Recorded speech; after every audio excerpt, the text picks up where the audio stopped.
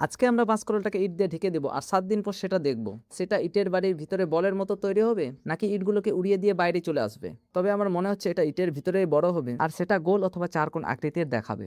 এরকম কিছু ভিডিও হয়তোবা তোমরা ইউটিউব ফেসবুকে পাবে না, আর আমি কিন্তু এরকম কিছু অনেক দিন থেকে চিন্তা ভাবনা করছিলাম। তবে সেই সময়গুলোতে বাঁশকরল অর্থাৎ বাঁশের যে জন্মটা সেটা কিন্তু আমি দেখতে পাচ্ছিলাম না। যেহেতু অনেক খোঁজাখুঁজির পর আজকে আমি ফাইনালি এখানে পেয়ে গেছি, তাই এই সুযোগটা আমি হাতছাড়া করতে চাই না। আর এটাতে আমাকে সাহায্য করছে টম ভাই, যে আমার ক্যামেরাম্যান তার সাথে হেল্পার। তোমরা হয়তোবা অনেকেই ভাবতে পারো পাগলের মতো কি সব করে বেড়াচ্ছি, আবার তোমরা এটাও জানো যে পাগল ছাড়া দুনিয়া চলে না, তাই একটু পাগলামি করা অবশ্যই উচিত। আর আমাদের বাঁশকরলটা যদি এখানে থেকে বড় হয় অর্থাৎ ফুটবলের মতো নাকি অন্যরকম যদি তৈরি হয়, তবে সেই দিন যেদিন আমরা এটা বের করব ঠিক ওই দিনই আমরা এটাকে রান্না করে খাবো। আবার তোমাদের মধ্যে অনেকেই জানো যে এটা খাওয়াও যায়, হয়তোবা অনেকেই খেয়েছো আবার কেউ খাওনি। আজ পর্যন্ত যতগুলো ভিডিও তৈরি করেছি তার থেকে কিন্তু এই ভিডিওটা একদমই আলাদা, মানে এরকম কিছু আজ পর্যন্ত ট্রাই করেইনি। তার সাথে তোমাদেরকে আমি বলি এটাতে যদি তোমরা 5,000 লাইক কমপ্লিট করতে পারো তবে আমি তোমাদের দেওয়া ভিডিওগুলো করব।